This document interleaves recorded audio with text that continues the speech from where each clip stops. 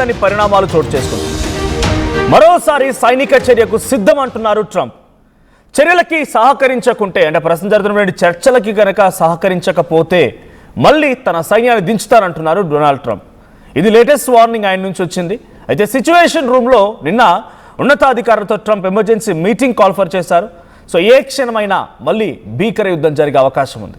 Trump emergency మీటింగ్లో ప్రస్తావనకు వచ్చినటువంటి రష్యా అంశం ఏంటి? రష్యా నుంచి ఒక విమానం టుప్లో TU-214PU ఈ విమానం ఒకటి డూమ్ డేస్ ప్లేన్, దీన్ని యుగాంత విమానంగా చెప్తారంట. ఆ విమానం ఒకటి రష్యా మాస్కో ఇంటర్నేషనల్ ఎయిర్పోర్ట్ నుంచి టెహరాన్కి వచ్చింది. అయితే ఈ అంశం పైన డొనాల్డ్ ట్రంప్ సిచ్యువేషన్ రూమ్ అంటే మనం వార్ రూమ్ అని చెప్తూ ఉంటాం, అక్కడ సిచ్యువేషన్ రూమ్ అంటూ ఉంటారు.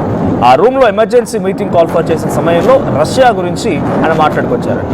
ఈ ఉద్రిక్తతల వేళ ఇరాన్కి రష్యా యుద్ధ విమానం రావడం పైన ఆయన కొంత అనుమానం వ్యక్తం చేశారు. సీరియస్గా ఉన్నారు. రష్యాని ఎదుర్కోవడానికి అవసరమైతే సిద్ధంగా ఉండాలంటూ కూడా తమ అధికారులకి ట్రంప్ ఆదేశాలు జారీ చేశారు. ఇక 3 రోజులుగా ఇరాన్లో గస్తీ కాస్తుంది రష్యా TU-214PU. ఇక రష్యా విమానం రావడంతో ఉద్రిక్తత మరింత పెరిగింది. అణు విపత్తుల సమయంలో గాల్లోనే మిలిటరీ కార్యకలాపాలు చేపట్టేటువంటి కెపాసిటీ ఉన్నటువంటి విమానం ఇది. అయితే యుద్ధ రంగంలోకి దూకేందుకు ఉవ్విలూరుతోంది రష్యా. ట్రంప్ ఎప్పుడు దొరకతాడా అని చెప్పి పుతిన్ కాపు కాసుకొని కూర్చున్నట్టుగా ఉంది. ఇరాన్ సంక్షోభాన్ని అవకాశంగా మలుచుకుంటోంది రష్యా. అమెరికా నుంచి ఎలాంటి యాక్షన్ ఉన్నా నేరుగా యుద్ధంలోకి దిగేందుకు రష్యా సన్నాహకాలు చేస్తోంది. రష్యా కదలికలపైన ఇప్పుడు ట్రంప్కు నిఘా పెట్టారు. సో మనం చూడవచ్చు, ఆ విమానం ఇదే. ఆ రెడ్ కలర్లో చూడండి, ఆ టెహరాన్కి ఆ రెడ్ కలర్లో మాస్కో నుంచి టెహరాన్కి వచ్చినటువంటి విమానం అది TU-214PU. సో దీన్ని డూమ్స్ డే ప్లేన్గా చెప్తూ ఉంటారు.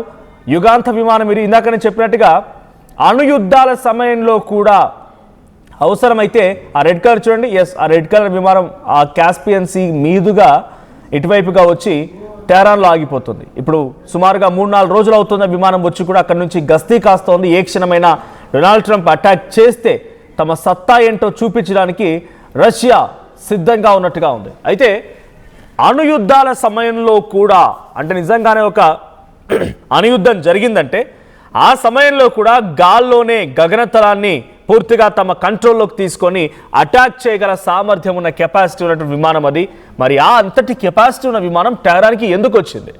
ఎందుకు టెహరాన్కి రావాల్సి వచ్చింది? డొనాల్డ్ ట్రంప్ వార్నింగ్ ఏంటి? ఇప్పుడు చర్చలకి ఇరాన్ సహకరిస్తేనేమో సరే, లేదనంటే యుద్ధ సన్నాహాలు మళ్ళీ మొదలుపెట్టండి. ఎలాగైనా సరే ఈసారి ఇరాన్ని వంతమొందించాల్సిందే. దీనికి తోడు రష్యా కూడా ఉవ్విళ్ళూరుతోంది మనతో యుద్ధానికి. రష్యా కూడా టెహరాన్కి సహాయం అందిస్తోంది. కాబట్టి రష్యా ఇచ్చేటువంటి సహాయం మూలంగా ఇరాన్ మరింతగా స్ట్రెంథన్ అవుతోంది. దీంతో పాటు రష్యా కూడా యుద్ధంలోకి దిగాలనుకుంటోంది. కాబట్టి మనం రష్యాను కూడా ఎదుర్కోవడానికి సిద్ధంగా ఉండాలి. మళ్ళీ సైన్యాన్ని పంపిస్తాను అని చెప్పి డొనాల్డ్ ట్రంప్ వార్నింగ్ ఇస్తున్నారు. నేను ఆ సిచ్యువేషన్ రూమ్లో అటెండ్ అయిన ఆయన కాస్త సీరియస్ అయ్యారు. చాలా నిశ్చితంగా పరిశీలిస్తున్నారు. ఈ మధ్య కాలంలో ఇజ్రాయెల్ లెబనాన్పై అటాక్ జరిసిందా, తర్వాత లెబనాన్ ఏ రకంగా నష్టపోయింది, ఇప్పుడున్న సిచ్యువేషన్లో సౌదీ పైన యెమెన్ ఏ రకమైన అటాక్ చేసింది, ముందుగా సౌదీ యెమెన్ని ఏమంది అంటే మిడిల్ ఈస్ట్లో జరిగిన ప్రతి పరిణామాలను నిశ్చితంగా గమనిస్తూ దీని వెనుక రష్యా పాత్ర ఎంత ఉంది, రష్యా పాత్ర ఉంటే రష్యా ఎంత మేర మనం తట్టుకోగలిగే స్థితిలో ఉంది, సో రష్యా మేము అటాక్ చేస్తే రష్యా తిరిగి దాడి చేయగలుగుతుంది, రష్యా దగ్గర ఉన్న సామర్థ్యం ఏంటి, ఇంకా ఈ రష్యాతో పాటుగా చైనా కూడా ఇరాన్కి సహాయ సహకారం అందిస్తుంది అనేది అది చాలా పెద్ద ఎత్తున ఇంటర్నేషనల్లో చర్చ జరుగుతోంది.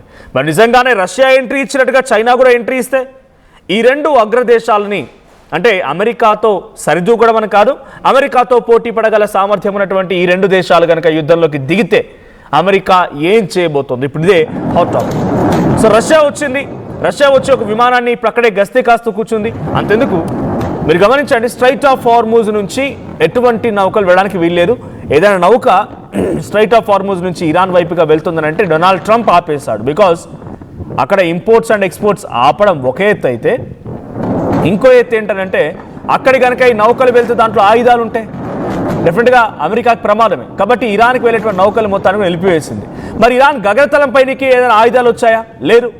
ఇరాన్ దగ్గర ఉన్నటువంటి రిజర్వ్స్ మాత్రమే ఉపయోగించిందానంటే నో, డెఫినెట్లీ ఇట్స్ నో. ఎందుకనంటే రష్యా అండ్ ఇరాన్కి మధ్యలో ఇఫ్ ఎట్ ఆల్ మీ దగ్గర world map Google earth open చేయండి, మీ దగ్గర ఫోన్ కనుక ఉంటే. సో దాంట్లో చూడండి, రష్యాకి పై భాగంలో తుర్మెన్కిస్తాన్, తర్వాత పక్కనే అజర్బైజాన్ మధ్యలో నుంచి ఒక చిన్న సరస్సు లాంటిది, నేను సరస్సు అన్నాను, అది సముద్రమే, కానీ దానికి ఎటువంటి లింక్స్ లేవు. అరేబియన్ సీ కానీ ఇతరత్ర బయట కూడా లింక్స్ ఉండవు. ఇక్కడ మీరు చూడొచ్చు, ఒకసారి ఫుల్గా చూపించాను పీసీఆర్ రైట్ సైడ్ బాక్స్ని. సో దాంట్లో ఒకసారి హోల్డ్ చేయండి. రైట్, ఇక్కడ మీరు చూడండి, ఆ మ్యాప్ వచ్చే దగ్గర ఎల్లో కలర్ ఆ ఫ్లైట్ ఉన్నటువంటి విజువల్ చూస్తున్నారు కదా, అక్కడ కింద కనిపించే ఆ బ్లూ కలర్ అంతా కూడా అది కాస్పియన్ సీ. రష్యాకి తర్వాత ఇరాన్కి మధ్య ఉన్నటువంటి ఒక సముద్ర మార్గం అని కూడా చెప్పొచ్చు దాన్ని. సో పక్కనే అజర్బైజాన్ ఉంటుంది, తుర్మెనికిస్తాన్ ఉంటుంది. సో ఈ దేశం నుంచి రావడానికి ఉన్నటువంటి మార్గం ద్వారా ఈ మార్గాన్ని కూడా రష్యా ఇరాన్కి సహకరించడంలో తమ నౌకల్ని పంపించి అనేక రకాల ఆయుధాన్ని సమకూర్చింది అనేది అటు FBI, తర్వాత యుఎస్ సంబంధించి అనేక ఇంటెలిజెన్స్ నిఘా వ్యవస్థలు, మొసాద్ లాంటి వ్యవస్థలు కూడా అనేక సార్లు కొన్ని విషయాలు చెప్పుకొచ్చే ప్రయత్నం చేశాయి.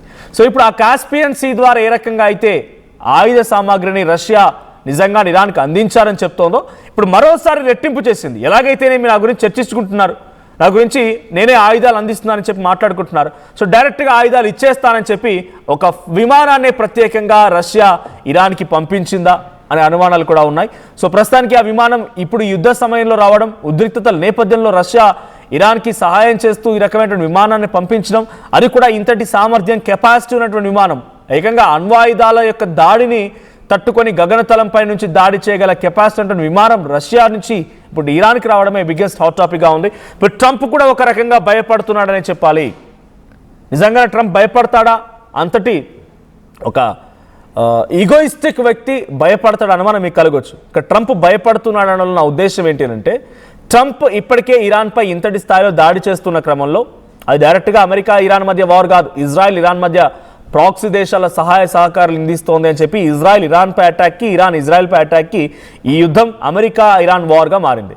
మెల్లిమెల్లిగా అమెరికా ఇరాన్ వార్గా మారిన సిచ్యువేషన్లో ఒక 3-4 రోజుల పాటుగా డొనాల్డ్ ట్రంప్ ఏమనుకున్నారంటే, అలీ ఖమేనీని అంతమొందిస్తే ఇక యుద్ధం ఆగిపోతుందని రకంగా అలీ ఖమేనీని టార్గెట్ చేసి రెండవసారి మొదట జూన్లో జరిగిన 2025లో అప్పుడు ఏమాత్రం కూడా ఉపయోగం లేకుండా పోయింది ఆ యుద్ధానికి. ఆ తర్వాత సీజ్ ఫైర్, ఇప్పుడు మళ్ళీ మొన్న ఫిబ్రవరి 28న జరిగిన యుద్ధంలో 3 రోజులు అయిపోద్ది అనుకున్నాడు, కానీ ఆ తర్వాత 3-4 నెలలు పట్టింది. February, March, April, May, June and we're continuing జూలైలో ఉన్నాం ఇప్పుడు మనం. 4 నెలల నుంచి యుద్ధం జరుగుతూనే ఉంది. సో ఇప్పటికీ డొనాల్డ్ ట్రంప్ యొక్క లోపల ఆయన స్వదేశంలోనే ఆయనకి ఇబ్బందులు ఉన్నాయి. అక్కడ కాంగ్రెస్ అంగీకరించట్లేదు, ఆయనకు వ్యతిరేకంగా తన సెనేట్స్ కూడా, అంటే రిపబ్లికన్ పార్టీ సెనేట్స్ కూడా ఆయనకు వ్యతిరేకంగా ఉన్నారు. సో ఈ స్థాయిలో ఆయనకి దేశంలో వ్యతిరేకత ఉంది, ప్రపంచ దేశాల్లో కూడా ఆయన తప్పుపడుతున్నారు. జపాన్, ఇటలీ, మెలోనీ వీరందరూ కూడా డొనాల్డ్ ట్రంప్ ఇంత అహంకార్య, డొనాల్డ్ ట్రంప్ యొక్క చర్యలు ఇలా ఉంటాయా అని చెప్పి ఆయన విభేదిస్తున్నారు, ఆయన్ని వేలెత్తి చూపుతున్నారు. సో వీరన్నింటి నేపథ్యంలో మళ్ళీ కనుక అటాక్ చేయకుండా ఉండాలన్న ఉద్దేశంతోనే 1-2 సార్లు యుద్ధం జరుగుతున్నా, మొన్న UAE నౌకలపైన 3 నౌకలపైన ఇరాన్ అటాక్ చేసినా కూడా నాకు కావాల్సింది శాంతి మాత్రమే, I want only peace, I don't want any war అని చెప్పి మాట్లాడుకొచ్చారు. మొన్నటి వరకు ఈ వార్ని ఎక్స్ట్రీమ్గా తీసుకెళ్లిన ట్రంపే మళ్ళీ నాకు వార్ వద్దని రకంగా మాట్లాడుకొచ్చారంటే హీఈస్ అండర్ ప్రెషర్, ఆయనకు ప్రెషర్ ఉంది. సో ఇప్పుడు మళ్ళీ యుద్ధం జరుగుతున్న తరుణంలో మళ్ళీ కొంత ఇరాన్ రిట్లియేట్ అవుతోంది, అమెరికా స్థావరాలపై అటాక్ చేస్తోంది, UAE దాన్ని తిప్పి కొడుతోంది, సౌదీ నుంచి యెమెన్పై అటాక్, ఇజ్రాయెల్ లెబనాన్పై అటాక్, ఈ అటాక్ జరుగుతున్న తరుణంలో కూడా డొనాల్డ్ ట్రంప్ వార్నింగ్ ఇస్తున్నారంటే ఇట్స్ అవుట్ ఆఫ్ ఆయన ప్రెషర్ నుంచి ఒక డైరెక్ట్ వార్నింగ్ అనుకోవాలి. ఆయన ఒకవైపు ప్రెషర్ ఎదుర్కొంటున్నారు, ఎందుకు యుద్ధం చేస్తున్నామని చెప్పి, యుద్ధం చేయకపోతేనేమో ఇరాన్ వినేలా లేదు, ఇప్పుడు మళ్ళీ యుద్ధం చేద్దామనంటే రష్యా కూడా ఎంట్రీ ఇస్తుంది. కాబట్టి అందుకే ఆయన ఎమర్జెన్సీ మీటింగ్ కాల్ఫర్ చేసి ఆ ఎమర్జెన్సీ మీటింగ్లో డిస్కస్ చేశారు, మనం రష్యాను కూడా ఎదుర్కోవడానికి సిద్ధంగా ఉండాలి అనే రకంగా మాట్లాడుకొచ్చారు. రష్యా నుంచి ఒక విమానం ఇరాన్కి రావడం, ఇరాన్కి సహాయం అందించే విధంగా రష్యా ప్రయత్నం చేస్తున్న రకంగా మరోసారి ట్రంప్ భావిస్తున్నారు. బహిరంగంగా అది చర్చ జరుగుతోంది కాబట్టి ట్రంప్ కూడా అలర్ట్ అయ్యారని చెప్పాలి. మరి రష్యా నిజంగానే ఇరాన్కి మద్దతుగా అమెరికాపై అటాక్కి సిద్ధమవుతుందా? అమెరికా నిజంగా ఢీకొట్టాలని లక్ష్యం రష్యా పుతిన్కి కూడా ఉందా? ఇప్పుడు వీళ్ళిద్దరికి తోడు చైనా కూడా రంగంలోకి దిగే అవకాశం ఉందా? ఏం జరిగిందో చూడాలి. బట్ ఊహకందని పరిణామాలు జరుగుతూ ఉన్నాయి.